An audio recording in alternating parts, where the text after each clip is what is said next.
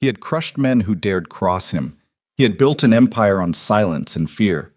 Kang Min-jae was not a man who cried. Not ever.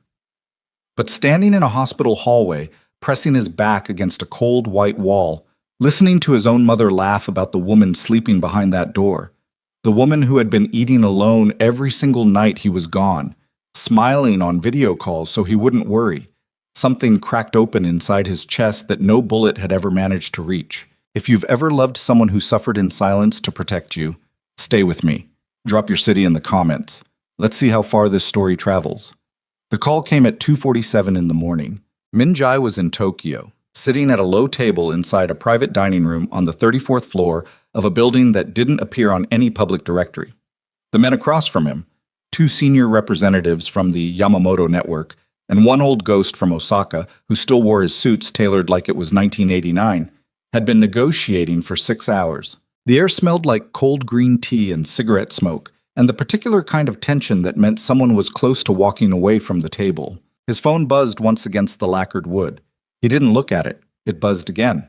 The Osaka man raised an eyebrow. Min-jae's chief of security, a broad-shouldered man named Do Sung-woo, who had served him for 11 years without ever once raising his voice in public, leaned down and whispered 4 words directly into his ear. Min-jae looked at the phone. He stood up. "We'll reschedule," he said, and left the room without explaining. The Yamamoto representatives exchanged glances. The Osaka man just reached for his tea. Nobody asked Kang Min-jae to explain himself twice. On the helicopter to Haneda, Sung-woo told him everything the hospital had reported. Nia had collapsed in the main hallway of the mansion near the staircase. One of the housekeepers, a young woman named Seo Yeon, who had worked in the household for 8 months, had found her and called emergency services before contacting the family.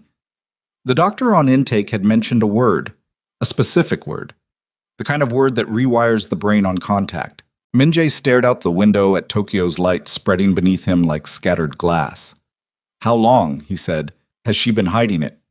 Sung-woo didn't answer immediately. That pause told Min-jae everything he needed to know about who else in the household had failed to tell him something. "We'll talk about that later," Min-jae said quietly. "Get the plane ready." He did not sleep on the flight to Seoul. He sat with his hands resting flat on the armrests and stared at a fixed point somewhere above the seat in front of him, and did not speak for 4 hours. The 2 men traveling with him knew better than to try. Nia Brooks was not supposed to be the kind of woman who ended up in his life. He knew that. He had always known that. She had come into his world sideways, through a charity auction in Chicago 6 years ago where Min-jae had been attending under a cover identity that his lawyers had spent considerable money constructing. She had outbid him for a set of ceramic bowls made by a 90-year-old artist from Oaxaca, looked directly at him afterward, and said, "You waited too long. If you want something, you have to commit." She hadn't known who he was. That was the thing that undid him completely. Every woman who had entered his life before Nia had known exactly who he was before they ever looked at him directly. They came pre-adjusted, pre-cautious, pre-shaped around the reality of what he was. Nia had just looked at him like he was a man who had lost a bidding war and needed to learn from it. He'd asked her to dinner. She said she was busy Thursday. He said Friday. She said maybe Saturday, but she had to check. He had run criminal networks across 3 countries. He had sat across from men who would have put a knife in his back if they thought for 1 second they could get away with it. He had negotiated in rooms where the wrong word meant someone didn't walk out. And he had stood on a sidewalk in Chicago watching a woman in a yellow coat walk away from him without looking back, and felt something he hadn't felt since he was a child. The sick, helpless certainty that something mattered and he couldn't control it. Saturday worked. They got dinner. Then another dinner. Then somewhere in the space of 8 months, she was inside his life in a way he hadn't planned for and couldn't reverse. And the truth is, he didn't want to. She married him knowing the shape of his world. She didn't pretend it was something else. She just said, "I'm not marrying your empire, I'm marrying you. Don't make me regret the distinction." He had promised her she wouldn't. The taxi from Incheon moved through pre-dawn Seoul, and Min-jae sat in the back with his phone dark in his pocket, and tried to remember the last time he'd heard her voice sound worried about anything other than him. He couldn't. The hospital was one of those private facilities in Gangnam that looked more like a boutique hotel than a medical building from the outside. White stone, curved glass, a lobby that smelled faintly of eucalyptus. The kind of place that cost enough that silence was part of what you were paying for. His mother was already there. Madame Kang Yeon-hee stood near the elevator bank in a cream wool coat, her posture the way it always was.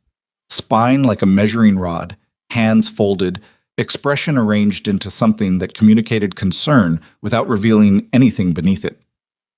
His older sister, Jisoo, stood beside her in gray, arms crossed loosely, mouth set in a line. Min-jae crossed the lobby. His mother touched his arm. "She's stable," Yeon-hee said, "but the surgery went well. She's sleeping." "What surgery?" He hadn't been told about surgery. The flight information had said observation, a brief pause between his mother and his sister, almost invisible. He catalogued it without comment. "There were complications," Jisoo said. "The doctors decided to move quickly. It was the right call." "Which doctor made that call?" "Dr. Park." "He's excellent, Min-jae. He trained at Johns Hopkins." Min-jae looked at her for a moment. "I want to speak to him." "It's nearly 5 in the morning. I understand what time it is." Jisoo pressed her lips together but didn't argue. She pulled out her phone. He went to find the nurse's station himself. The floor Nia was on had the kind of controlled quiet that hospitals achieve at that hour. The hum of machines somewhere behind closed doors. The soft click of a keyboard. Someone's rubber soles squeaking briefly on polished floor before the sound faded. Min-jae moved through it without asking anyone to announce him. He knew the room number. Sung-woo had confirmed it twice on the drive over. He stopped in the corridor outside her room because the door was partially open and he could hear voices. His mother had followed him up. He hadn't heard the elevator, hadn't heard footsteps. But there she was, 10 feet behind him, and there was Jisoo beside her, and the two of them had stopped just inside the hallway's bend, without realizing he was already standing there in the shadow near the window alcove. He didn't move. He should have made his presence known. He knew that. But some old instinct honed over years of listening to what people said when they thought no one dangerous was nearby, kept him very still. The voices coming from inside the room were his mother and his sister. They'd already been inside. They'd left and come back, or they'd simply been in there while he was at the nurse's station. He couldn't tell. But they were talking, and the door was open by perhaps 4 inches, and sound carries differently at 5 in the morning when everything else is silent. "She looked terrible," Jisoo said, low and almost bored. "That's what the stress does. She doesn't belong in this kind of life. She never did." "Min-jae made his choice," Yeon-hee said, "but that doesn't mean we have to pretend the choice was a good one." She was at the table alone again at Chuseok. "Did you notice? Just sitting there waiting for someone to include her?" "I noticed." She kept passing dishes to people who weren't looking at her. A pause. Then, from his mother, something that might have been a small laugh, or the sound someone makes when they find something absurd rather than funny. "She tries so hard. It would almost be touching if it weren't so exhausting." Min-jae's jaw tightened. He pressed his back against the wall. "She called me in October," Jisoo continued. "Did I tell you that? She called me and asked if there was something she had done, something she could fix. I didn't answer." "Good. She left a message, a very polite message. Said she hoped they could talk when I had time." Another pause. "I deleted it." "The staff that kept coddling her are gone," Yeon-hee said. "That girl, the one who used to bring her tea without being asked. Seo-yeon. Gone. I made sure of it." Min-jae was aware of his own breathing. He was controlling it very precisely, the way he did in rooms where control was the only thing keeping a situation from collapse. In, hold, out, slow. "She doesn't complain to him," Jisoo said. There was something almost like surprise in it. "No." His mother's voice dropped slightly. "She doesn't. I'll give her that much. She's protecting him, I think. She knows what it would do to him to know. That's either very noble or very stupid. It doesn't matter which. She won't last. Not in this family, not really." Then from inside the room, a sound. A voice. Hoarse from sleep or from whatever the surgery had taken out of her. Quiet, but audible. Nia's voice. "I know you're there." Silence from his mother and sister. "I've been awake for a few minutes," Nia said. Her voice was steady but thin, like a wire pulled close to its limit. "You don't have to stop." Another silence. Then, "You should rest," Yeon-hee said, in the register of someone remembering at the last second to apply a veneer. I've been resting for a while, Nia said. I have time. A pause. I heard what you said about Seo Yeon. No response. She was good at her job. She was kind to me when she was just kind. That's all she did. The household staff report to me when Min Jae is abroad, Yeon-hee said, and her voice had returned to its normal temperature, which was somewhere below room. That is how it has always been. I know, Nia said. I know that. Another pause. Min Jae heard something in that pause that he couldn't name. A kind of resignation so practiced it had become structural, like load-bearing walls that had been installed before anyone thought to ask whether the house was worth keeping. I'm not going to ask you to like me, Nia said finally. I figured that out a while ago. I want you to know that I'm not trying to take anything from you. I never was. I just love him. That's the only thing I've ever been trying to do here. No response from either of them. He doesn't know, Nia said, and now her voice had shifted into something lower, more careful, like she was carrying something fragile in both hands. And I need him not to know, because if he finds out, he doesn't know how to handle things like this without. She stopped, took a breath. He'll destroy everything, and I can't be the reason for that. I can't be the reason he loses his family. Silence from the room. Then the sound of 2 pairs of feet, and the door swung slightly further open, and Min Jae had 2 seconds to make a decision. He turned and moved back down the corridor toward the window alcove before either of them came out. He stood with his face toward the glass, appearing to look at the gray pre-dawn soul spread below, as his mother and his sister walked past him without stopping. His mother paused for 1/2 second. She's awake, Yeon-hee said. You can go in. Thank you, Min Jae said. He waited until he heard the elevator doors close, then he turned around. He put his hand flat against the cold window glass. The city below was beginning its first gray exhale before sunrise. Delivery trucks on silent streets, the orange-white blur of a signal light cycling through nobody. He stood there for a long time. He was 41 years old. He had been in this life since he was 19, picked up by his uncle after his father's debts caught up with the family in a way that men who owe the wrong people understand viscerally. He had built what he had by being harder than whatever was in front of him. He had looked men in the eye while they understood he was taking everything from them. He had made decisions in the space of 3 seconds that other men couldn't unmake for years. He had always believed, had organized his entire understanding of himself around the belief, that what he provided was protection. He had been wrong. He hadn't been protecting her. He had been across the Pacific asking men from Osaka whether they wanted to move product through ports he controlled, while the woman who asked only that he come home safe sat alone at a holiday table passing dishes to people who refused to look at her, while his mother dismissed the people who were kind to her, while his sister deleted her calls. He had given her a mansion and an empire's edge, and a life of material comfort so elaborate it might have looked from the outside like everything. He had given her nothing she actually needed.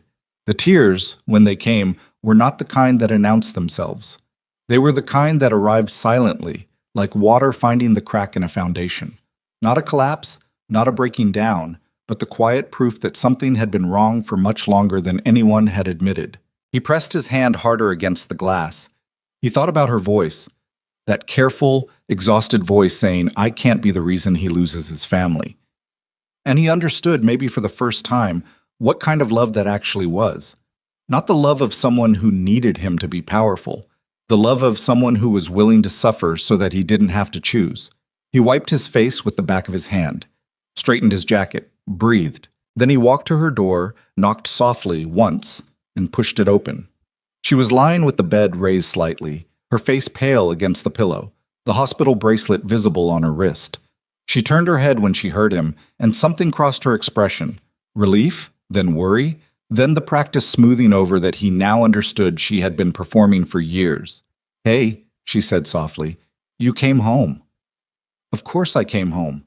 He crossed the room and pulled the chair close to the bed and sat down. He took her hand carefully, aware of the IV, and held it. How are you feeling? He said. Better. The doctor said the surgery was clean. A pause. I'm sorry I didn't tell you sooner.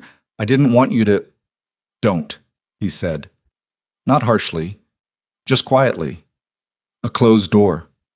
She looked at him, really looked the way she always did, the way that had undone him on a sidewalk in Chicago 6 years ago and had never stopped. Min-jae, are you okay? He looked at her face, at the tiredness in it, at the way she was already, even now, asking about him. No, he said.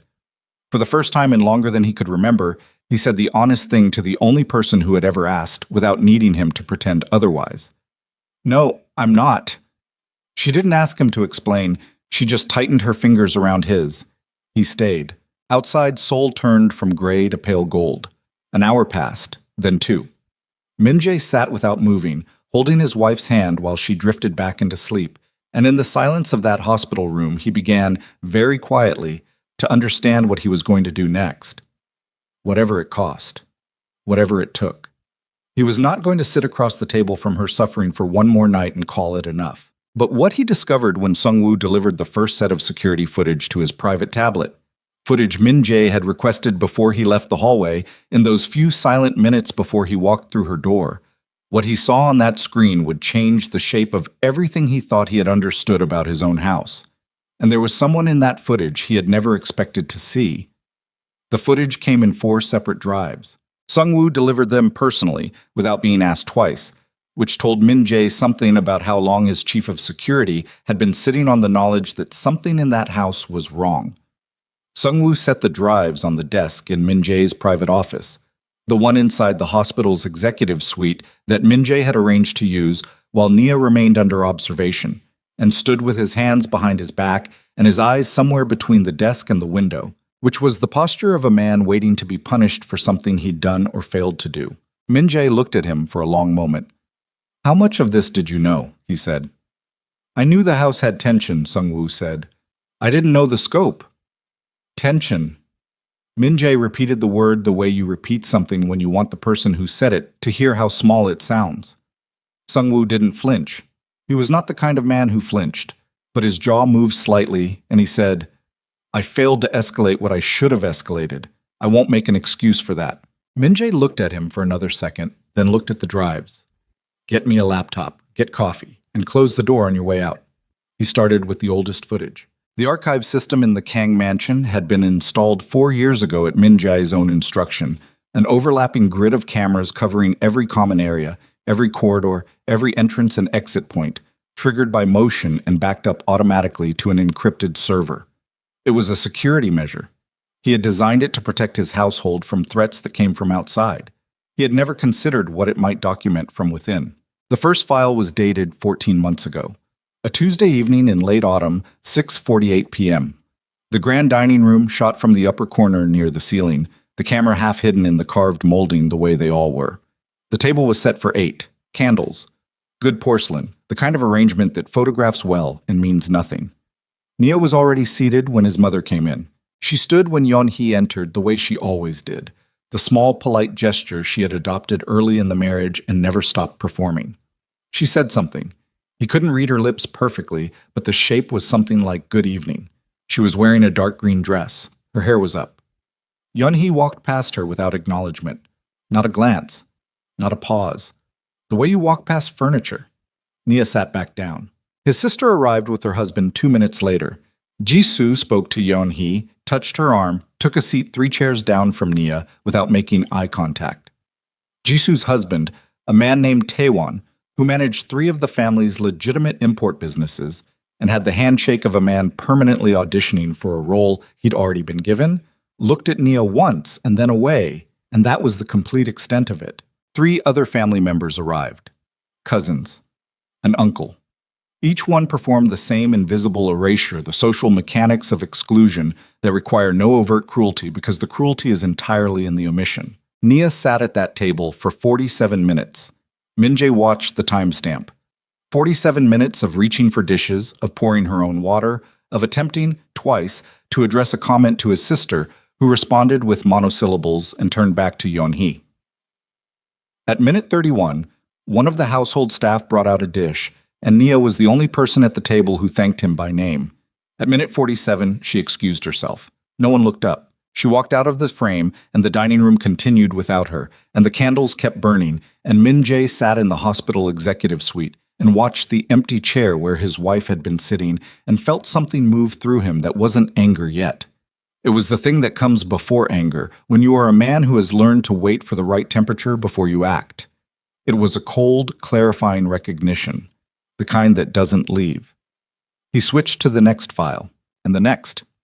He watched for 6 hours. He watched Nia spend a lunar New Year's Eve in the library while the family gathered in the main hall 40 feet away.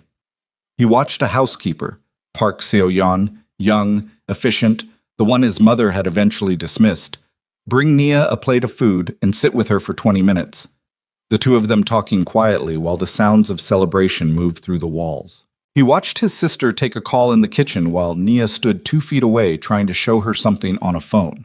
A photo, he thought, maybe something she'd wanted to share. And Jisoo held up one finger, took her call, and walked out of the room without ever acknowledging what Nia had been trying to show her. He watched Nia stand in the main foyer on a Saturday afternoon, dressed nicely, clearly ready to go somewhere. And he watched his mother come down the staircase, see her, and without breaking stride say something brief and go to the sitting room. Nia stood in the foyer for another minute. Then she went upstairs and didn't come back down. He watched a video call, this one pulled from a different archive, the internal communication system, where Nia was on the phone with him. He was somewhere in Hong Kong. He recognized the hotel suite. He watched himself on the small screen within screen, laughing at something, asking if she'd eaten, saying the meetings were brutal but he'd be back by Thursday. He watched Nia tell him she was fine, that the house was quiet, that she'd been doing some reading. She was smiling. The smile was real enough that he hadn't questioned it. The smile was real enough that he had ended the call feeling better about being away. She had eaten alone 3 nights in a row before that call. He saw the kitchen logs, staff records, 1 plate, 1 setting. He closed the laptop. He sat in the executive suite with his hands flat on the desk and stared at the surface of the wood and breathed very deliberately for about 2 minutes. The coffee Sung-woo had brought was cold. He didn't touch it. Then he opened the laptop again, because he needed to see all of it. He needed to see everything. Running from the full weight of something had never once served him well, and he wasn't going to start now. The jewelry was documented in a staff inventory report that Sung-woo had pulled separately, a cross-reference between the household insurance records and the current contents of the master bedroom's secondary safe. 4 pieces missing. A bracelet Min Jae had brought back from Bangkok 2 years ago. A necklace he'd had made for their 3rd anniversary. 2 rings she'd kept in the safe rather than wearing, because she'd told him she was afraid of losing them, and he'd thought that was something people said when they loved something. The inventory discrepancy had been flagged by the household accountant 8 months ago. The report had been forwarded to his mother's administrative contact. It had never reached Min Jae. He found the family portraits in a separate file, photographs from the official Kang family archives, the kind that got framed and placed in hallways, and sent to the family's charitable foundation for their donor newsletters. In 3 of the 5 most recent official portraits, Nia had been cropped out or composited over. In the foundation newsletter from last spring, the caption beneath a family photograph read the Kang family at their annual charity gala, and the woman standing beside Min Jae in the original had been replaced with empty space, or rather with the kind of careful visual editing that assumes no one will check the original. Min Jae pulled up the original. He looked at it for a long time. Nia was wearing a burgundy dress. She was looking slightly to her left toward him, and she was almost but not quite smiling. That particular expression she had when she was happy, but trying not to look like she was showing off about it. Then he called Sung-woo back into the room. Sung-woo came in, read the room in about 1 second the way he always did, and stood. "My mother's personal assistant," Min Jae said, "the woman who handles her household correspondence." "Ms. Oh." She cleared the jewelry inventory report. Sung-woo was quiet for a moment. "Yes." She was acting on instruction. Another pause. "That would be my assessment." Min Jae nodded slowly. "And the portraits?" "The foundation's communications manager handles those. He reports to the foundation board chair." "Who is?" "Your mother," Sung-woo said. Min Jae sat back in the chair. He pressed 2 fingers against the bridge of his nose. "The girl, Seo-yeon, the one who was dismissed. She was given a reference letter and 3-month severance. She's working at a hotel in Mapo now, front desk. Get me her number." Sungwoo wrote it on a card and put it on the desk. One more thing, Min-jae said. My sister's husband, Taewon. His position in the Busan import operation. What's his contract structure? Sungwoo's expression didn't change, but something behind his eyes understood where this was going. Direct appointment through the family trust. Renewable annually. Your signature required for continuation. When does it come up for renewal? 6 weeks. Min-jae looked at the card with Seo-yeon's number. Good, he said. That's all for now. He called the number that afternoon. She picked up on the third ring, and when he said his name, there was a silence on the other end that lasted long enough to tell him she was deciding whether to hang up. Mrs. Kang, he said. How is she? Another pause. Then Seo-yeon said carefully, She was always kind, sir. I know she was. He kept his voice even. I want to know what you saw. I want you to tell me everything, and I want you to understand that nothing you say will cause any consequences for you. That's not what this call is. A very long silence. Then she talked. She talked for 38 minutes. Min-jae listened without interrupting, taking notes on a legal pad in the shorthand he'd developed over years of meetings where recording devices were inadvisable. Seo-yeon told him about the evenings she'd brought food to Nia's room on nights when Nia had been visibly left out of dinner. She told him about the afternoon she'd overheard Jisoo tell a visiting family friend that Min-jae's wife was a phase he hadn't grown out of yet.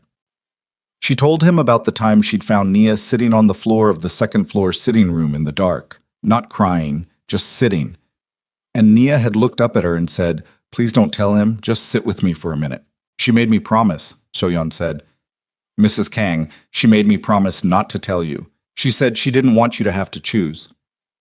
Why were you dismissed? Min-jae said. A pause. Madame Kang said I was becoming too personally involved with the household members, that it was unprofessional. Another pause. I think it was because Mrs. Kang had started eating dinner with me in the kitchen on the bad nights, and someone told Madame Kang about it. Someone. I don't know who. Min-jae looked at his notepad. You'll receive a call from my personal accountant tomorrow morning. Don't be alarmed. You're being compensated for what you were owed. Sir, I don't... You sat with my wife on the floor in the dark, Min-jae said. That's not nothing. He ended the call. He sat for a while after that without doing anything. The light in the executive suite had shifted from afternoon white to the softer, dimmer gold of early evening. Through the glass wall he could see the corridor, the occasional nurse moving past, the distant exit sign burning red above the stairwell door. He thought about what he was going to do. He had spent 20 years building a reputation around a particular principle, that the consequences of betrayal were total and irreversible, not cruel for its own sake. He had never been that, but absolute. When someone in his world crossed a line, the response was complete, and it was permanent, and everyone in that world understood why. It was the foundation of everything he'd built. Take that away, and the whole architecture collapsed. The people who had done this to Nia were his mother and his sister. He held that fact in his mind and turned it around and looked at all of its sides. He was not going to pretend it wasn't what it was. He was not going to manufacture exceptions because the people involved were family. He had watched men try that. He had watched what it cost them. The only thing worse than having a principle was having it selectively. But he also knew, had known since the hospital corridor before dawn, that Nia would ask him not to destroy them. He had heard her say it herself, I can't be the reason he loses his family. The tragedy of loving someone that well is that it puts you in the position of having to decide how much their mercy should govern your response to someone else's cruelty. He didn't have that answer yet, but he had the beginning of one. He went to her room at 7 that evening. She was awake, propped against pillows, with a cup of tea cooling on the tray beside her. She looked better, still pale, still thin around the edges, in a way the illness had ground into her, but her eyes were sharper, and the gray-white cast of her skin had softened. She watched him cross the room and sit down. You have the face, she said. What face? The one where you're being very calm because you've already decided something and you're figuring out how to tell me. He looked at her. She looked back. Neither of them broke it. I want to ask you something, he said, and I want you to answer me honestly, not the way you've been answering me for however long this has been going on. Honestly. She was quiet. How long, he said. Something moved behind her eyes. She looked down at the cup on the tray. Minjae, Nia. She pressed her lips together. From pretty early, she said. The first year it was hard. I thought it was just adjustment. New country, new family. I didn't speak Korean well yet. I thought I was misreading things. A pause. By the second year, I wasn't misreading things anymore. Why didn't you tell me? Because you love your mother. She said it simply, without accusation, which made it worse. And because you already carry so much, the business, the things you can't tell me about, all of it. I wasn't going to be one more thing that cost you something. That wasn't your decision to make. I know, she said quietly. I know that now. She stopped. Her jaw moved.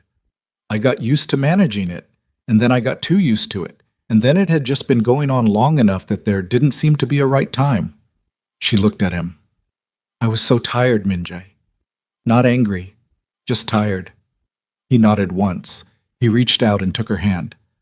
I'm going to fix this, he said. Please, don't. I'm not asking your permission, he said, and then immediately, more gently, I'm telling you so you're not surprised. I'm going to fix it, but I need you to rest, and I need you to get better, and I need you to trust me to handle this the right way. Your version of the right way. My version, he agreed, but different from before. I promise you that. She studied him. She had always been able to read him better than anyone he'd ever sat across from, including men whose entire survival depended on reading people correctly. He held her gaze and let her see whatever she needed to see. Finally, slowly, she nodded. He stayed until she fell asleep. Then he went back to the executive suite and picked up his phone and called a number he had not called in 4 years. His personal legal advisor, a man named Huang, who handled the kind of restructuring that required absolute discretion and worked best when initiated quietly, before anyone knew it was coming. I need to talk to you about the family trust, Minjae said when Huang answered. Specifically, the asset schedules. And I need it to be tomorrow morning. A pause. Then Huang said carefully, Is this a time-sensitive matter? Everything I do is time-sensitive, Minjae said. 8 o'clock. My office. He was about to end the call when his phone buzzed with a message from a number he didn't recognize. The message was 6 words long. He read it twice. Then he set the phone down and looked at the wall and understood that whatever controlled response he'd been constructing in his head for the past 18 hours had just become considerably more complicated because the person who had sent this message was not someone he had expected to be involved. And the thing they were telling him changed the shape of everything he thought he had known about why his wife had ended up in this hospital in the first place. The message was from a number registered to a prepaid phone purchased at a convenience store in Mapogu 3 weeks ago. Minjae knew this because within 4 minutes of reading those 6 words, he had Sung Woo running the number through the trace protocol they used for anonymous communications, a system that cost more per month than most people earned in a year and returned results faster than any law enforcement database he'd ever been compelled to interact with. The 6 words were, she didn't collapse. She was helped. He read them again. The syntax was deliberate. Not she was pushed or someone did this. The careful, specific passivity of she was helped was the language of someone who understood exactly what they were saying and wanted to leave room to walk it back if necessary. Someone who knew enough to be afraid of saying more but couldn't live with saying nothing. He put the phone face down on the desk. He picked it up again. He set it down.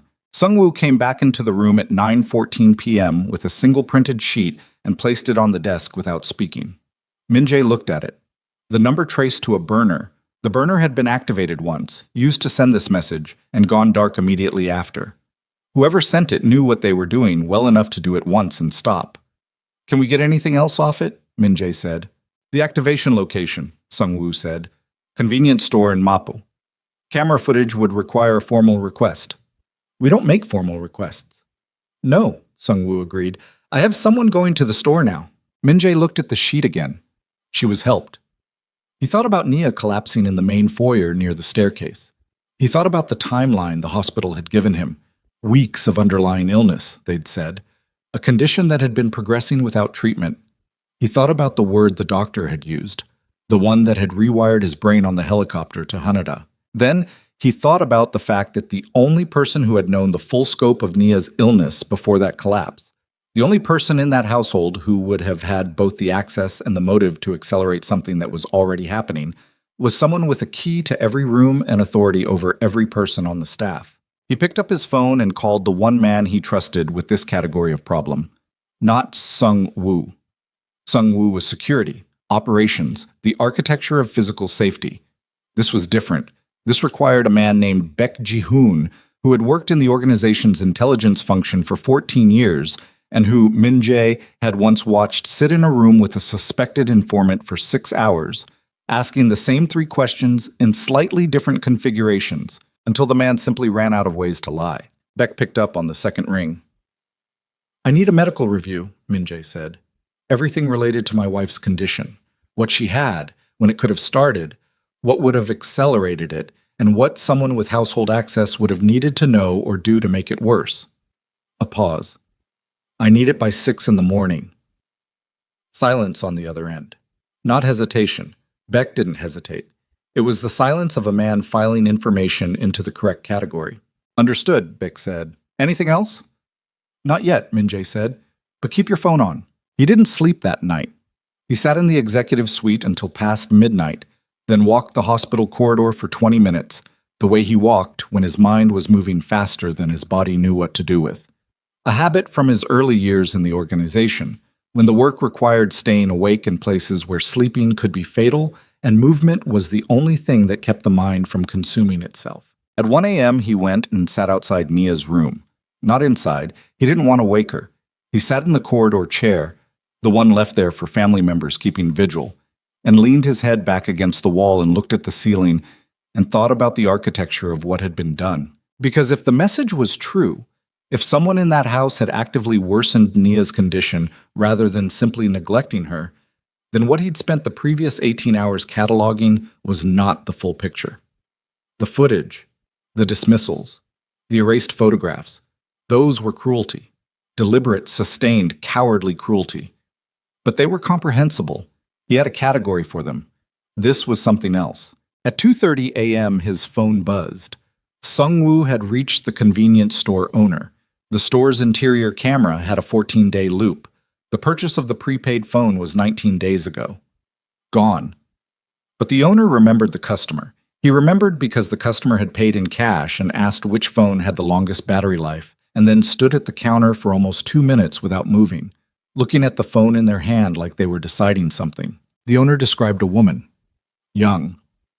Well-dressed for a convenience store at that hour. Short hair, a small scar near her left eyebrow. Min Jae read Sung-woo's text summary of this and felt the specific cold clarity of recognizing someone from a description. Short hair. Scar near the left eyebrow. Young, well-dressed.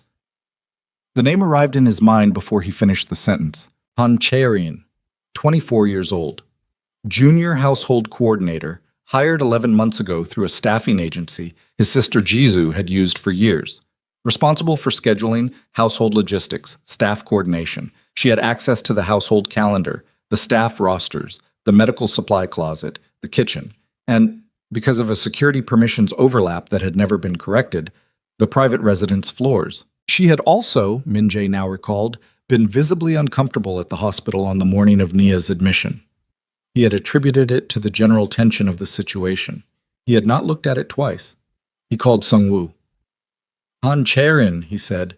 Where is she now? Household staff are at the mansion. She'd be there. I want her in a room by 7 a.m., not a police room, my room. A pause. And Sung-woo, quietly. I don't want her to know it's coming until she's already there. The morning arrived the way winter mornings in Seoul arrive. Gray first, then a thin pale light that doesn't commit to warmth, the kind of light that makes everything look like evidence. Min Jae was showered and in a fresh suit by 5:30. Baek Ji-hoon delivered his medical analysis by 6, as requested, in the form of a 12-page document that Min Jae read twice at the desk, with a cup of coffee going cold beside him. The document was thorough. Baek had pulled Nia's hospital intake records, cross-referenced them with the timeline of her symptoms as reported by the attending physician, and consulted some anonymously through a third party with a specialist in the relevant field. The conclusion was careful but unambiguous in its implication. The progression of Nia's condition in the final 6 weeks before her collapse had been significantly faster than the underlying illness alone would typically produce. The attending physician had noted this anomaly in his intake assessment and flagged it for follow-up. The follow-up was still pending. Beck had also included on the final page a list of 3 substances, common, available, not controlled, that when administered in small repeated doses over several weeks could produce the accelerated symptom progression described. Substances that would not be flagged in a standard tox screen. Substances that could be introduced through food or drink without detection. Min-jae read the list. He set the document down. He sat very still for approximately 30 seconds. Then he stood, straightened his jacket, and walked to the room where Sung-woo had placed Han Charon. She was sitting at a small table in one of the hospital's administrative conference rooms on the ground floor, a room Sung-woo had arranged through the hospital administrator, who had a long relationship with the Kang family's philanthropic foundation and understood that certain requests did not require explanation. Karen was dressed as if for a normal workday, which meant either she was very good at controlling her exterior or she genuinely didn't know why she'd been asked to come. Her hands were folded on the table. Her eyes went to Min-jae when he walked in, and something in them shifted. A micro-movement, barely there, gone in under a second. But Min-jae had spent 20 years reading micro-movements. He sat down across from her. He did not bring anyone else into the room. He set his phone on the table between them, face up, so she could see that it was recording. "You sent me a message last night," he said. She said nothing. Her breathing was controlled but slightly shallow. "I know it was you," he said.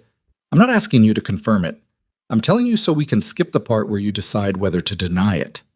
He leaned forward slightly, elbows on the table. "I want you to tell me what you know, all of it, from the beginning. And I want you to understand that right now, in this room, telling me the truth is the only version of this conversation that ends in a way that's good for you." Her jaw moved. "I didn't—" She stopped, started again. "I didn't know what it was going to become. I want you to know that. Tell me what it started as." She looked at the phone on the table. Then she looked at him. "Ms. Jisoo asked me," she said, 8 months ago. She said Mrs. Kang had anxiety and difficulty sleeping, and there was a supplement, she called it a supplement, that the family sometimes used, a calming formula. She said Mrs. Kang had refused to take it herself, but that it was harmless, and it would help her and it would make the household run more smoothly. She asked me to add a small amount to Mrs. Kang's evening tea. Min-jae kept his face completely still. She said it was the same thing they gave elderly family members. Charon continued. Her voice was starting to lose its structure. She said it was nothing. She showed me a bottle. It looked like something you could buy anywhere. I added it to the tea 3 times a week the way she said, and I didn't think— "How long?" Min-jae said. 6 months. The room was very quiet. 6 months ago, Min-jae said carefully, is when my wife's condition began deteriorating at an accelerated rate. Karen's eyes were wet. "I didn't know. I swear to you, I didn't know what was in it. Not at first, and then about 2 months ago I started to notice she was getting worse, and I asked Ms. Jisoo if we should stop, and she said Mrs. Kang's health had nothing to do with the supplement and that I should keep to my responsibilities." Her voice cracked on the last word. "But I looked it up after the collapse. I looked up the bottle she'd given me, and what was written on it wasn't what was inside it. I had it tested at a lab in Sinchon. It took 3 weeks to get the results back, and by then Mrs. Kang was already in hospital." "You tested it," Min-jae said. "You have the results." "On my phone," she said, "in an email from the lab." "Show me." She unlocked her phone with hands that were not quite steady and found the email and turned the screen toward him. He looked at it. The lab name, the date, the chemical analysis. 3 of the items in the compound matched 2 of the 3 substances on Baek's list. Min-jae sat back in the chair. He looked at the ceiling for a moment. Just 1 moment, then he looked back at Charon. "You're going to send that email to this address," he said, writing a number on a card and sliding it across the table. "Then you're going to write down everything you just told me in a signed statement. Sung-woo will bring you paper." "What happens to me?" she said. "You're not my problem right now," he said, and stood up. He walked out of the conference room and down the corridor toward the elevator, and he moved at the normal pace he always moved at, which was deliberate and even and gave nothing away to anyone watching. And he pressed the elevator button and waited and stepped inside. And when the doors closed, he put his back against the wall of the elevator car and pressed his hand over his mouth and stood there while the numbers changed. Jisoo, not his mother. His mother's cruelty had been cold and social, and the cruelty of a woman who had decided Nia didn't belong and had enforced that decision through silence and exclusion and the quiet manipulation of household hierarchies. That was devastating.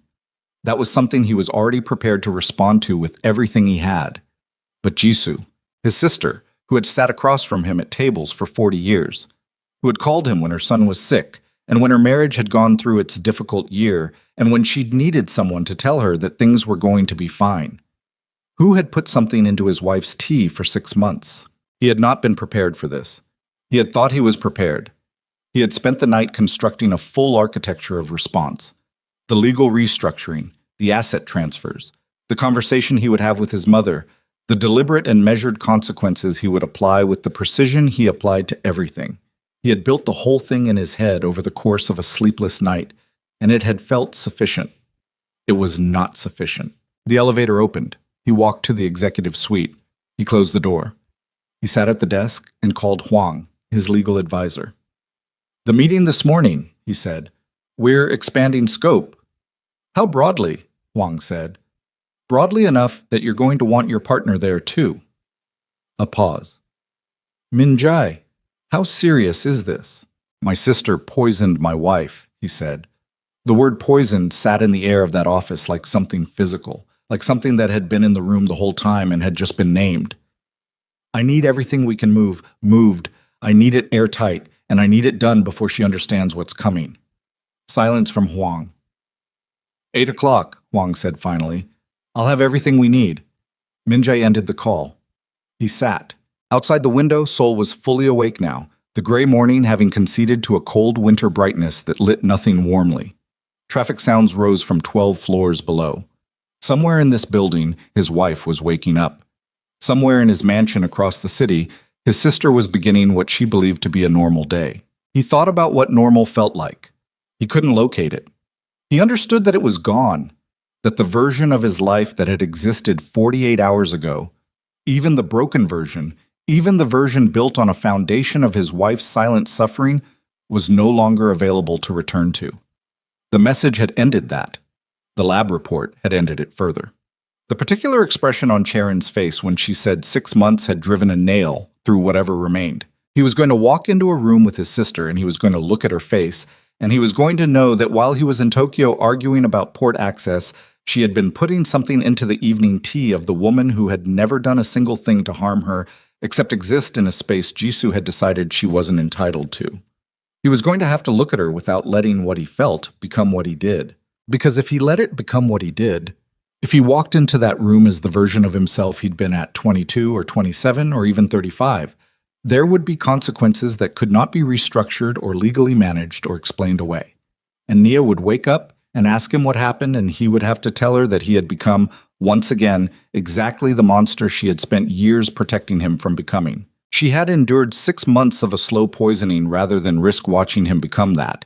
He owed her something better than giving her the thing she'd sacrificed herself to prevent. He pressed both hands flat on the desk. He looked at them. The knuckles. The old scar across his right hand from a night in Busan 17 years ago. The hands of a man who had made choices that could not be unmade. He breathed in, he breathed out. And then his phone rang. Not Sung-woo, not Baek, not Huang, but the hospital's main floor line, the number they used for urgent patient communications. And when he answered, the nurse's voice on the other end was professionally calm. In the way that means the situation is not calm. And she told him that Mrs. Kang had asked to see him immediately, that she was distressed, that she had seen something on a phone that had been left in her room, and could he come now? He was already moving before she finished the sentence, because he understood immediately, with the precision of a man who had spent a lifetime anticipating how things could go wrong at the worst possible moment, exactly what Nia had seen, and who had made sure she would see it.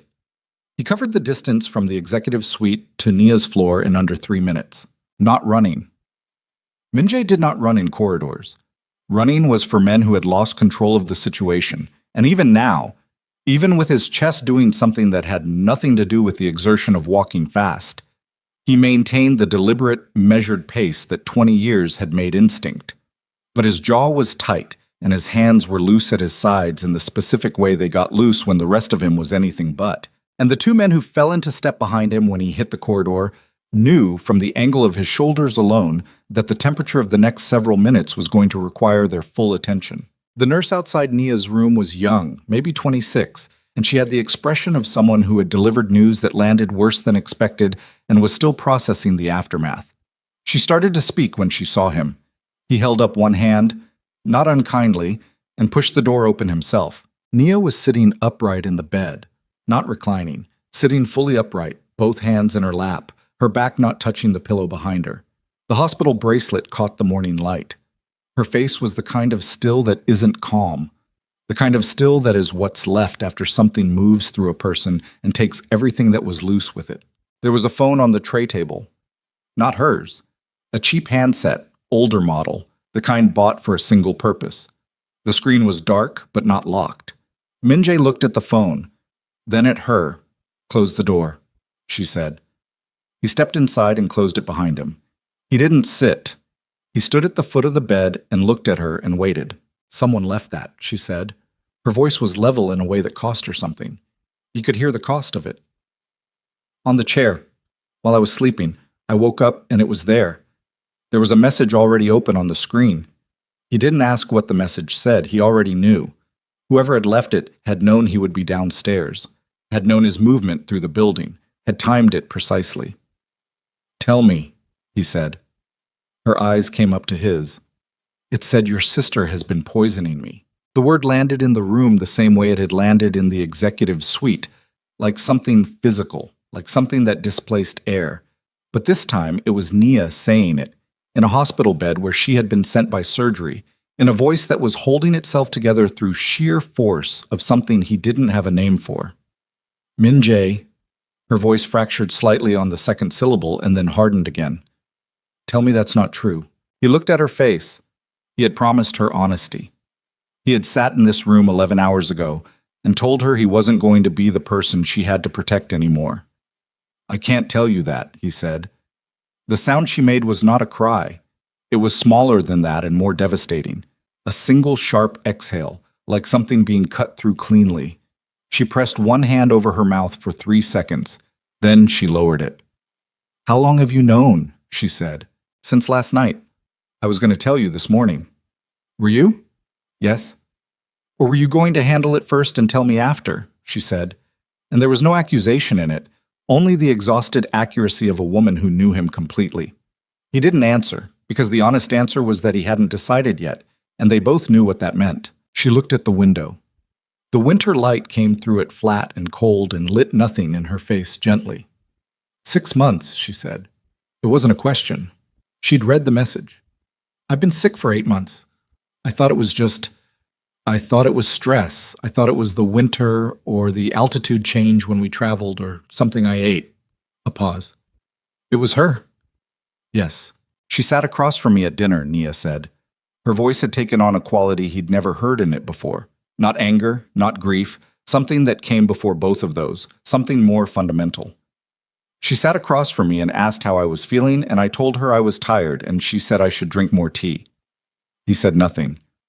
"She said I should drink more tea," Nia repeated, and this time there was something in it that broke the surface. Min-jae crossed the room in 4 steps and sat on the edge of the bed and put his arms around her, and she didn't resist it, but she didn't collapse into it either. She stayed upright against him, rigid with the effort of containing something too large for the space they were in, and her breathing was shallow and fast against his shoulder, and he held her and said nothing because there was nothing adequate to say. After a while, her breathing slowed. She pulled back. She looked at his face. Her eyes were dry. He didn't know how. "Where is she?" Nia said. "At the mansion. She doesn't know I know yet." "When were you going to—" "Today," he said. "This morning." She looked at him for a long moment. "What are you going to do to her?" He held her gaze. "What needs to be done?" "Min-jae," her voice dropped. "I need you to hear me right now. Not the version of you that handles things. You. The man I married." She waited until she was sure he was listening with all of it. Not the part that was already 3 steps ahead planning the response. Not the part that was managing the situation, but the actual unguarded center of him. "Whatever you do to her, whatever you decide she deserves, I need you to do it in a way that you can still be the person you are right now when it's over. Because the person you are right now is the one I chose. not the other one. He held her gaze. "I hear you," he said. "Do you?" "Yes," he said. "I hear you." She searched his face for another moment. Then she nodded once and looked away, and he understood that the conversation was over and the next thing was his to carry. He stood up. He bent and pressed his mouth to her forehead and held it there for 3 seconds. Then he straightened and picked up the phone from the tray table, the cheap handset with the open message, and put it in his jacket pocket and walked to the door. "Min Jae," he stopped. "Come back," she said.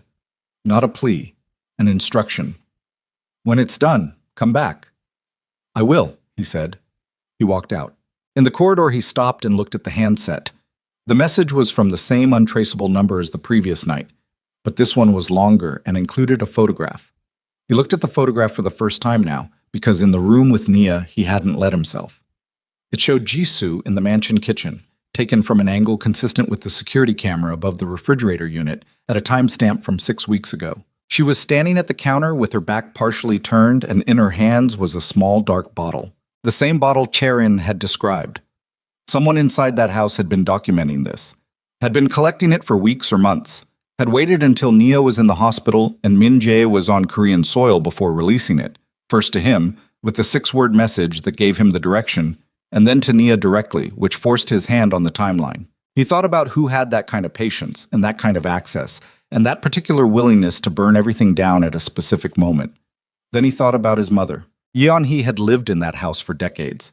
She had run it with the absolute authority of a woman who had decided long ago that the household was her domain in the same way the criminal network was Min Jae's. She had access to every camera, every schedule, every staff member's routine.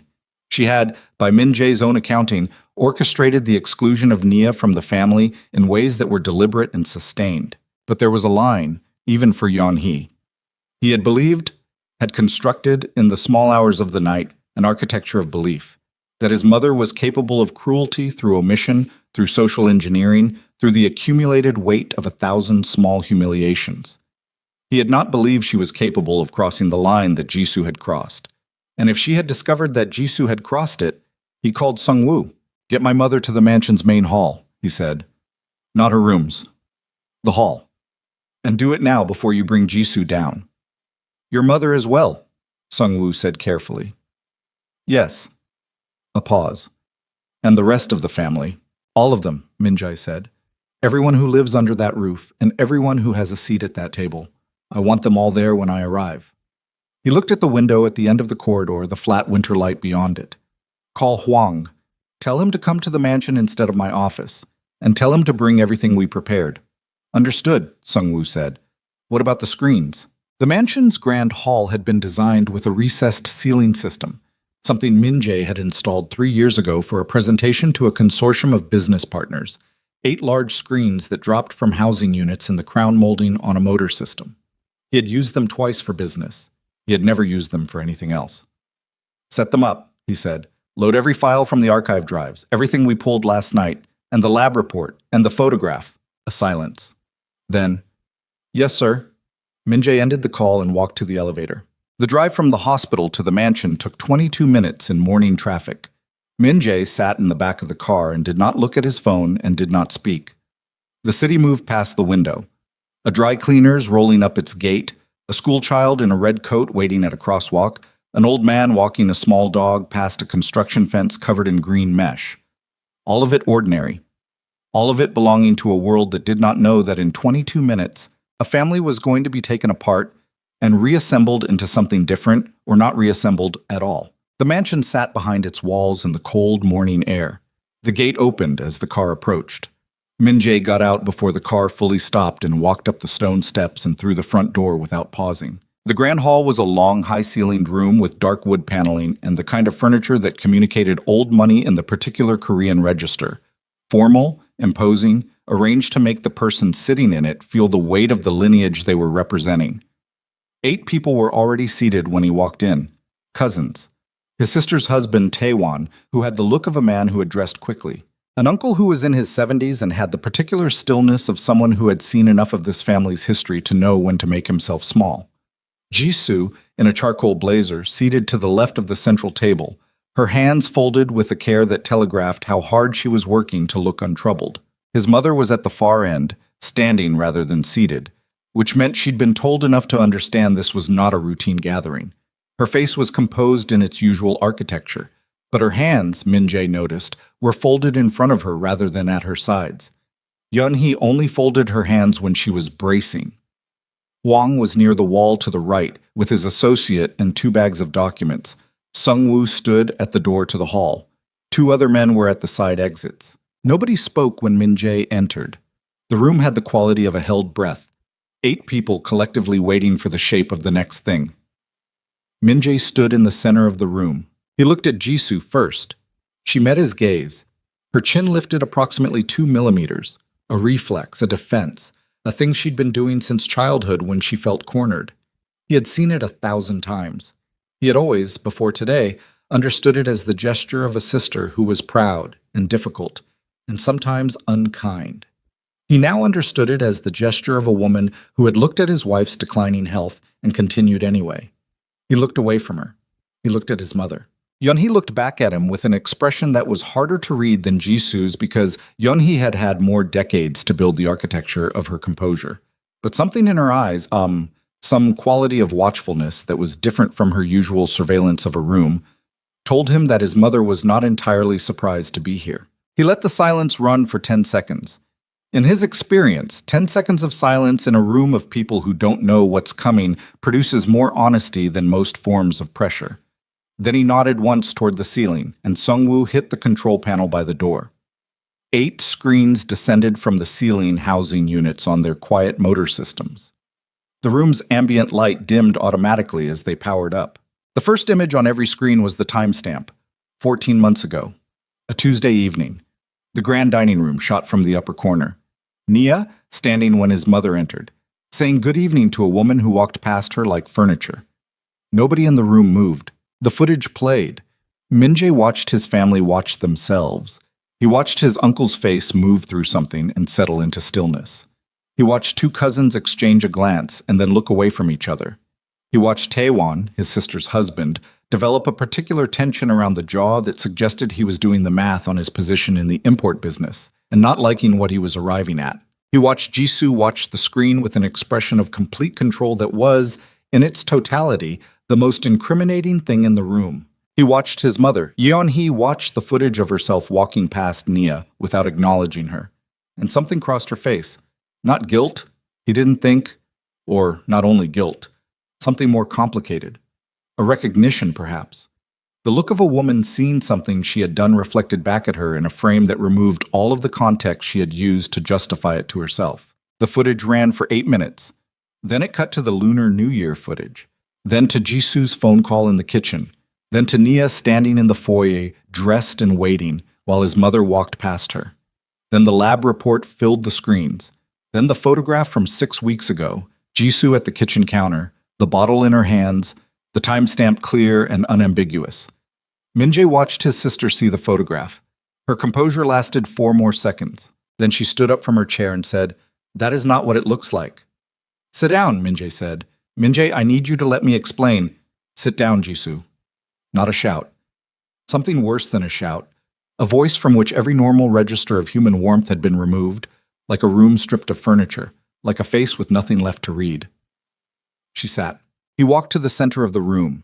He stood where everyone could see him, and he looked at his sister and he said, "The lab confirmed the compound. I have a signed statement from the staff member who administered it. I have the photograph. And I have the medical analysis showing that my wife's condition accelerated in direct correlation with the 6 months the compound was introduced into her diet." He paused. "Is there any part of that you want to tell me is wrong?" The room was absolutely silent. Jisoo's hands were no longer folded.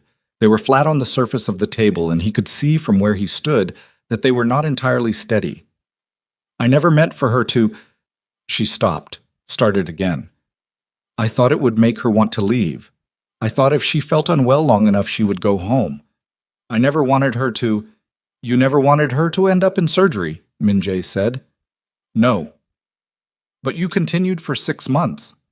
"I thought—" "You continued," he said, "for 6 months, while she believed she was developing an illness, while she was calling me from video calls telling me she was fine because she didn't want me to worry. He stopped. He breathed, while she was drinking her tea. Jisoo's chin was trembling now. It was the first time he had seen his sister's chin tremble since she was a teenager. "I'm sorry," she said. "Min-jae, I am so—" "Don't," he said. "Don't do that in this room." She stopped. He turned to the rest of the family. He looked at his mother last. Yeon-hee was still standing at the far end of the room. Her hands were still folded, but she was looking at him differently now, not with the surveillance of a matriarch, but with something else, something that might, in another context, have looked like grief. "You knew," he said to her. A silence. "Not the compound," Yeon-hee said. Her voice was the steadiest thing in the room. "I didn't know about the compound until 3 weeks ago. 3 weeks ago. I found the bottle. I confronted Jisoo." Her jaw moved. "She told me what she had done. I told her to stop. I told her to dispose of it and say nothing and pray that your wife recovered without—" "You told her to say nothing," Min-jae said. "I was trying to protect the family. You were protecting the person who poisoned my wife," he said. "Which means you made a choice. Which means you are not separate from it." Yeon-hee looked at him. For the first time in his memory, his mother looked at him without the advantage of her composure. Her eyes were bright with something she was not going to allow to fall in this room, in front of this many people, and he understood that about her even now. She was not going to cry, she was going to stand there and hold it in a steel grip, and that was who she was, and it was not going to change today. But she looked at him without her armor, and what was underneath it was not the face of a woman without regret. He looked away from her. He looked at Hwang. "The documents," he said. Hwang opened the first bag. The next 40 minutes were the most efficient dismantling of a family's power structure that anyone in that room would ever witness.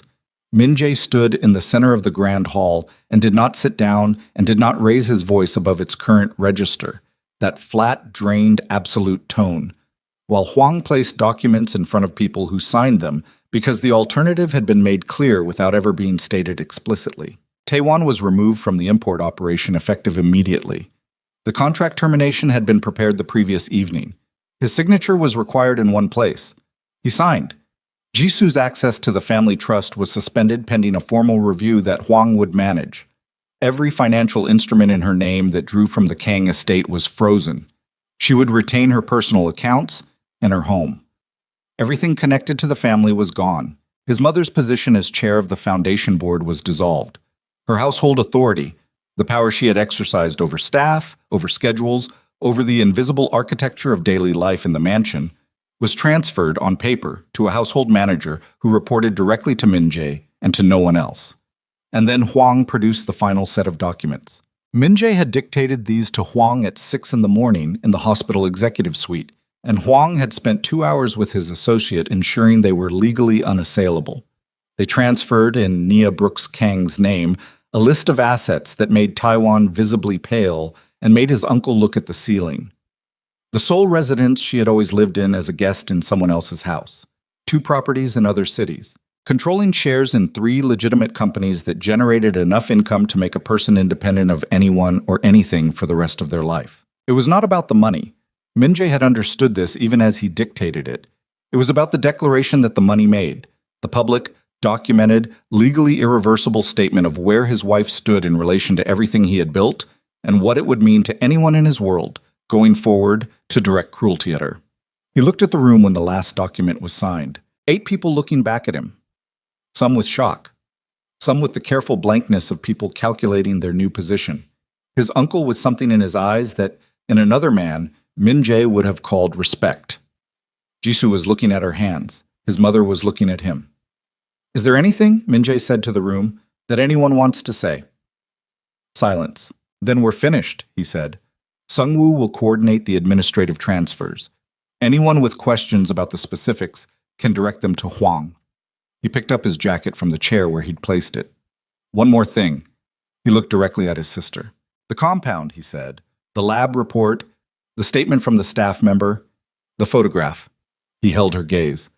"I have decided for now not to involve anyone outside this family. That decision is contingent on your full cooperation with everything Hwang requires, your complete absence from this household going forward, and you're understanding that this is not forgiveness. He let that land. This is a choice I'm making for my wife, not for you. Jisu's throat moved. She nodded. He walked toward the door. He was 3 steps from it when his mother's voice came from behind him. Not loud, not commanding, stripped of every register of authority she usually deployed, just her voice, underneath all of it. The voice of a woman who was 63 years old and had just watched her family restructured around a truth she had chosen too late to face. Min-jae. He stopped. He didn't turn. I'm sorry, she said. The room held its breath. He stood with his back to her and his hand not quite on the door, and in the silence of the grand hall of the house where he had grown up, he heard something in his mother's voice that he had not heard since he was a child. Something underneath the architecture, something she had spent decades building over. And he understood, with the particular clarity of a man who had just spent 40 minutes being as cold as he was capable of being, that the hardest thing he was going to do today was not what he had just done. It was what he did next. He stood with his back to his mother for a long time. Not because he didn't hear her, he heard her. The word had moved through the room and landed against him with the particular weight that words carry when they arrive too late, and the person saying them knows it and says them anyway. Not because they expect the word to fix anything, but because not saying it anymore had become unbearable. The grand hall was completely silent, 8 people not breathing at full capacity. Huang with his documents half-packed, frozen mid-motion. Sung-woo at the door with his hands at his sides. Jisoo looking at the table. Taewon looking at nothing. Min-jae turned around.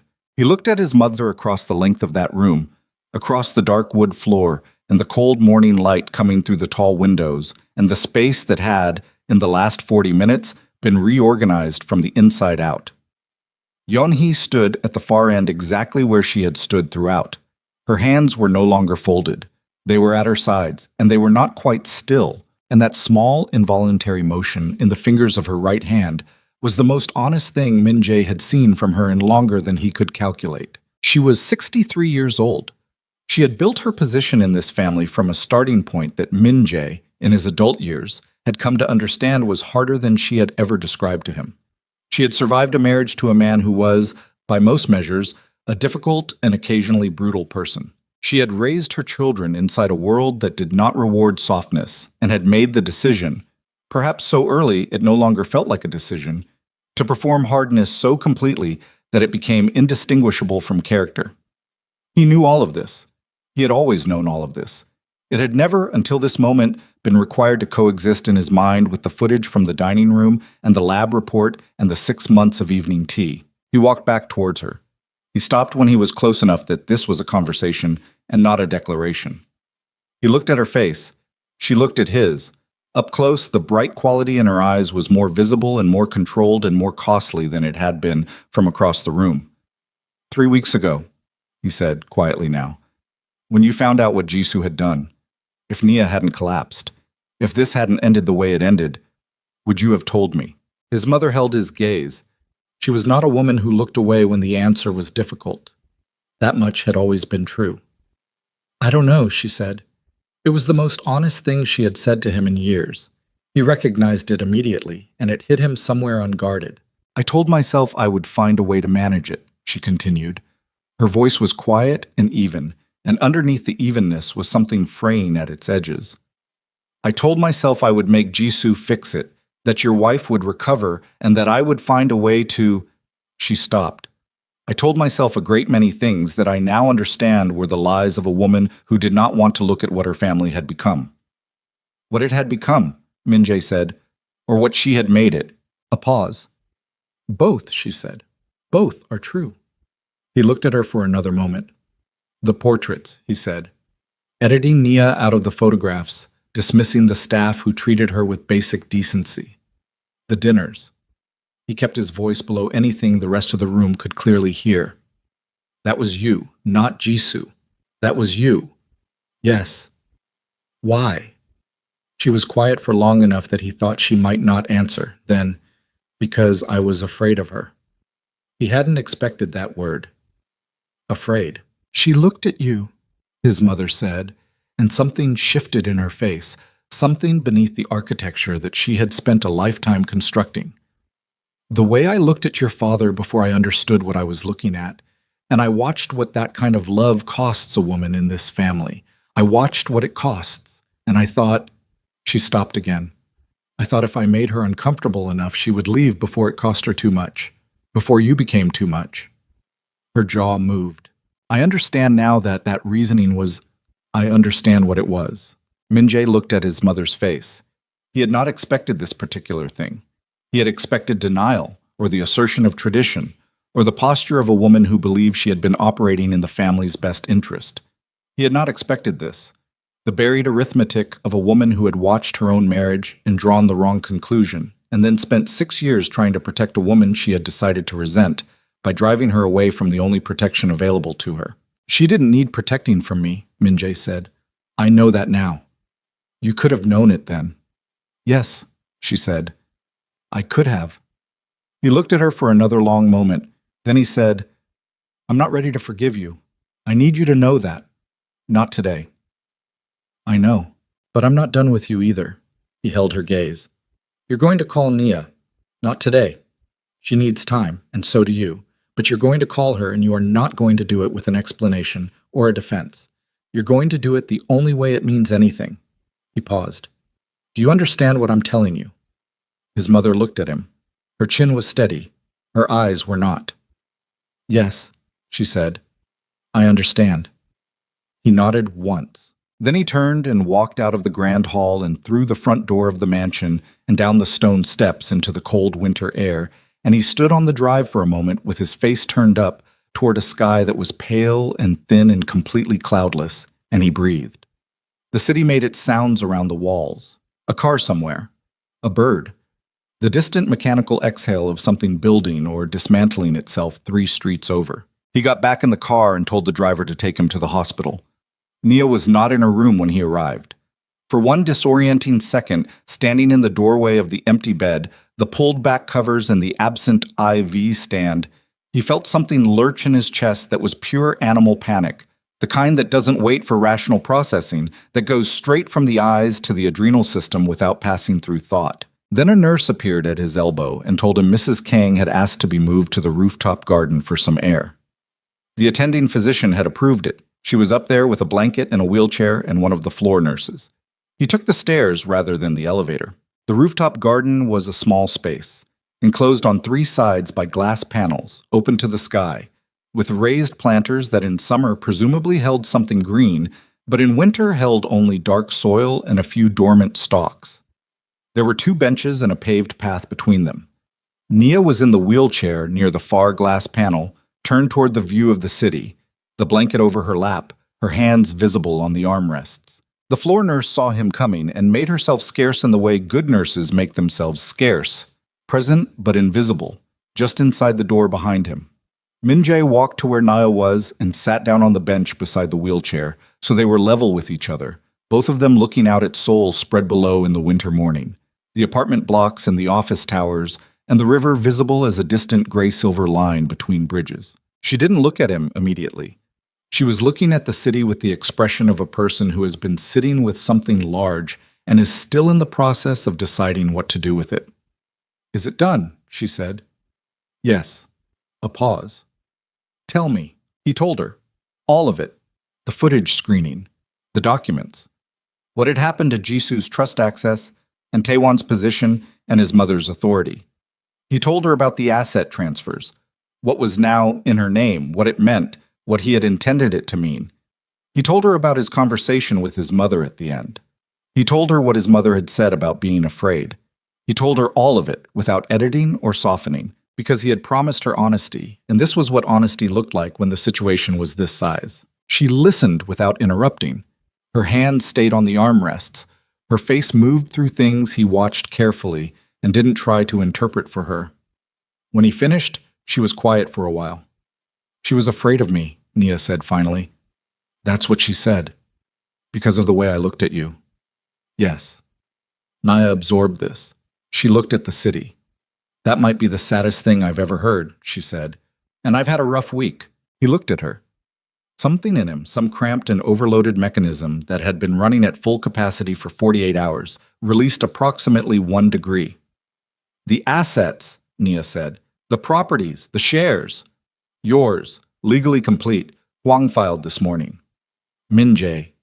She turned her head and looked at him directly for the first time since he'd sat down. I don't want things. I've never wanted things. You know that. I know, he said. It's not about the things. Then what's it about? It's about the fact that from this day forward, every person in my world knows what it costs to treat you as anything less than what you are. He held her gaze. The assets are a language. They're the language my world speaks. I used it to say something that needed to be said in terms no one can misread. She looked at him for a long time. The winter light was doing something to her face that was not unkind, catching the angles of it, the tiredness, the history of the last several months visible in the way a person's face holds the weight of what their body has been through. She looked like someone who had survived something, which she had. You cried, she said, in the hallway, outside my room, before you came in. He had not told her that. He looked at her. The nurse mentioned it, Nia said. Not gossiping. She said the man outside Mrs. Kang's room had been there for a while and looked like he was having a hard night. A pause. She said she'd brought him a cup of tea and he'd forgotten it was in his hand. He said nothing. I've been with you for 6 years, Nia said. I have never seen you forget something was in your hand. He looked at the city. I failed you, he said. It came out without construction, without the careful management he'd been applying to language for 2 days. Just the words. In the register they belonged in.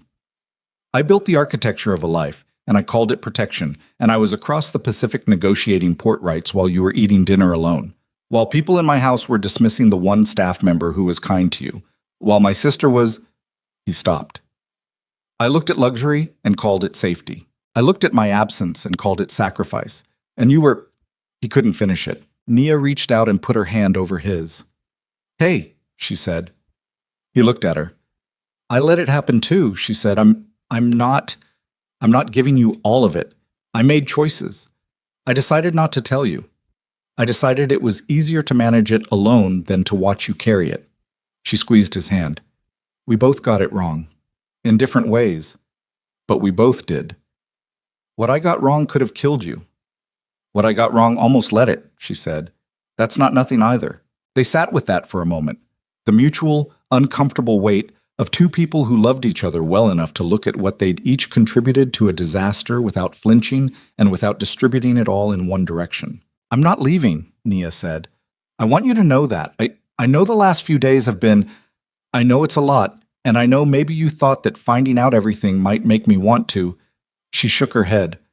I'm not leaving. This is my home. You're my home. That's not conditional on things being easy. He turned his hand over beneath hers and held it. I know, he said. I know you're not. But things are going to be different, she said. Not just the documents and the restructuring. You and me, when you travel, you check in, not a video call where I tell you I'm fine and you believe me because it's easier. You ask me the hard questions and I answer them. Yes. And when I tell you something is wrong, even small, even something I think you shouldn't have to deal with, you treat it like it matters. Because it does. Yes, he said, it does. And you come home for dinner, she said. And there was something in her voice that was almost but not quite lighter than the rest of the conversation. Almost. When you can. Not every night. I know what your work is, but when you can. I will, he said. She looked at him for a moment with the particular directness she'd had from the beginning. The woman on the Chicago sidewalk who hadn't looked back, who had told him if you want something, you have to commit, who had married him with her eyes open to the shape of his world and asked only that he not make her regret the distinction between him and his empire. I need you to do something for me, she said. Anything. Go apologize to me, she said. He looked at her. Not here, she said. Not on a rooftop, not in private. She held his gaze. You stood in that grand hall and you restructured everything in front of everyone. You said what needed to be said about what happened to me. But you haven't said it to me. Not directly. Not as a... She searched for the word. Not as the man who was supposed to be paying attention and wasn't, not for that part. He understood. He stood up from the bench. He turned to face her fully, and he lowered himself to one knee on the cold paved surface of the rooftop garden. And he took both of her hands in both of his, and he looked up at her face. The floor nurse behind them was very still. The city continued its sounds below. Traffic, wind against the glass panels, the distant functional noise of Seoul being Seoul on a winter morning, indifferent to the specific gravity occurring 12 floors above one of its streets. "I'm sorry," he said. "Not for what my family did, though I carry that too, but for what I did, for being gone when I should have been present, for measuring what I gave you by its size instead of its quality, for looking at comfort and calling it love, when love would have been asking you the hard questions and staying in the room for the answers." He held her gaze. "You spent years protecting me from having to choose between my family and my conscience. You carried something that was mine to carry. And I'm sorry it took this long for me to understand the difference between providing for you and actually seeing you." She was not crying. He had noticed throughout all of this that Nia had not cried. Not in the room when he'd confirmed what had been done to her, not on the rooftop. He understood this now, not as detachment, but as the particular strength of a woman who had learned over years to hold herself upright through things that should have broken her, and had gotten so practiced at it that the habit ran even when the need for it was finally, possibly, over. But her eyes were bright. "Get up," she said quietly. "Please." He stood. She reached up and put her hand against the side of his face. He held still under it.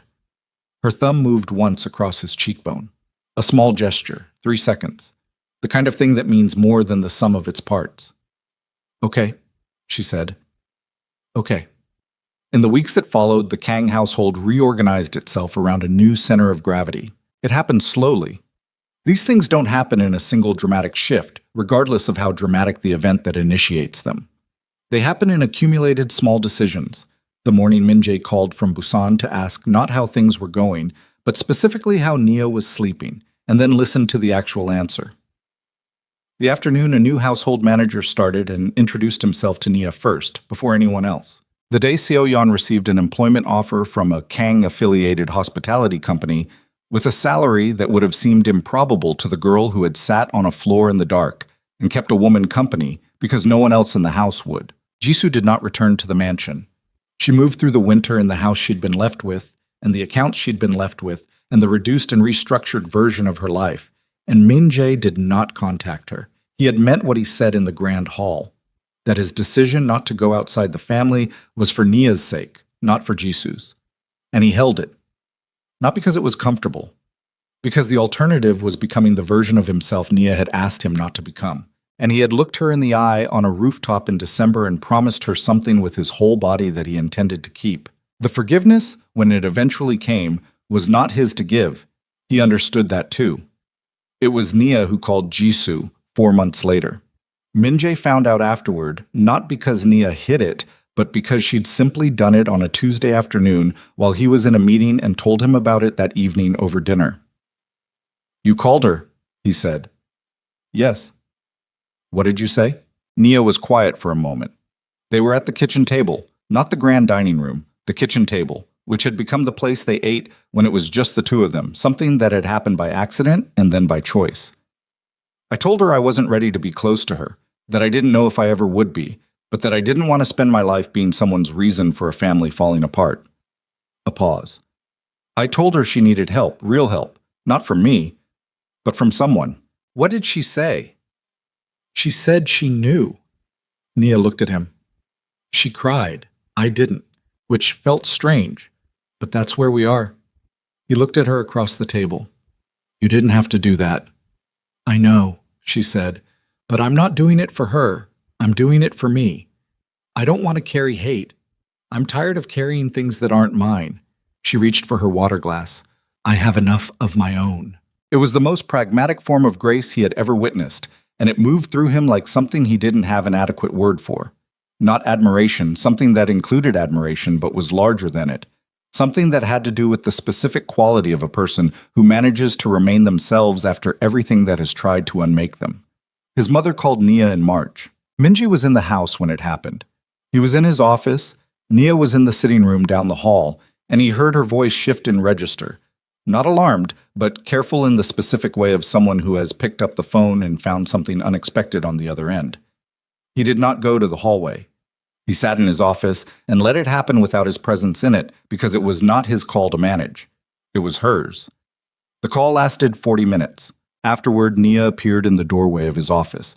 She leaned against the frame. He looked up from his desk. She didn't explain herself, Nia said. She didn't defend what she did. She asked how I was sleeping. She asked if the doctors were satisfied with my recovery. She asked if there was anything she could do. A pause. Then she said she was sorry, and then she said goodbye. He watched Nia's face. That's not enough, Nia said. Just so you know, one phone call is not enough for 6 years. I know. But it's a start, she said.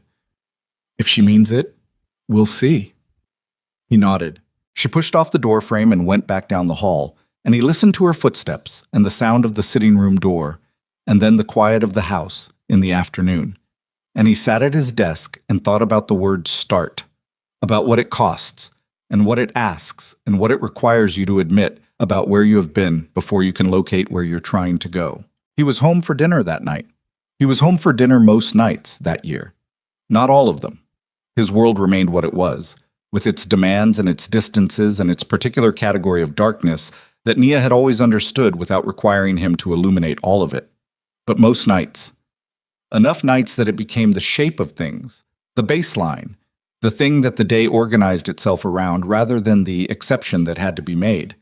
He measured success differently now, not by territories, not by the network of relationships and debts and obligations that constituted the empire he had built across a decade, not by the number on any account, or the square footage of any property, or the deference of any man in any room when he walked into it. He measured it by the sound of Nia's voice in the kitchen in the morning, by the specific quality of the quiet in their house when it was a chosen quiet rather than a lonely one, by the fact that when he came home late and she was already asleep, she turned toward him in the dark without waking, a reflex, a body-level knowing.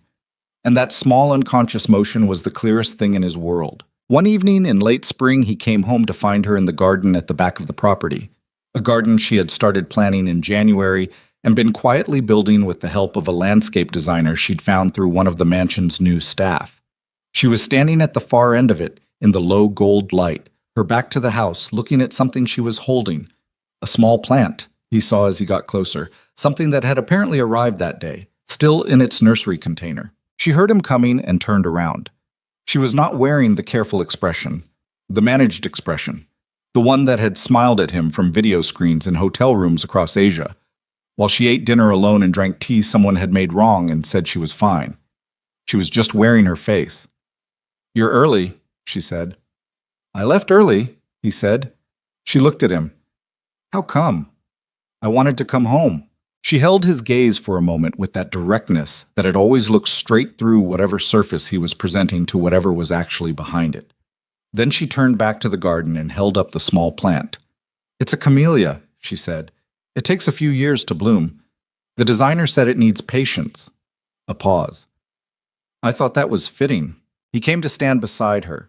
They stood together in the garden in the late spring light, looking at the planted beds and the beginning of something that would take time and would ask things of them and would, eventually, bloom. The feared king of the Korean underworld stood in his garden next to his wife and felt, for the first time in the long memory of his adult life, that he was exactly where he was supposed to be.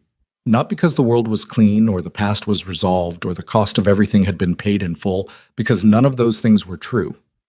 The world was not clean. The past was not resolved. Some costs ran longer than a lifetime. But he was here, present in his own life, standing next to the person who had chosen to remain in it after everything that had tried to make remaining impossible, and who was holding a plant that would take years to bloom with the patience of a woman who understood, better than anyone he had ever known, that the most important things never arrive on the schedule you'd prefer. He put his arm around her. She leaned against him. The garden held the light a little longer, the way gardens do in late spring when the days are finally long enough to give you something extra at the end of them. A last hour of warmth, unhurried, belonging to no one's agenda. They stayed until it was gone.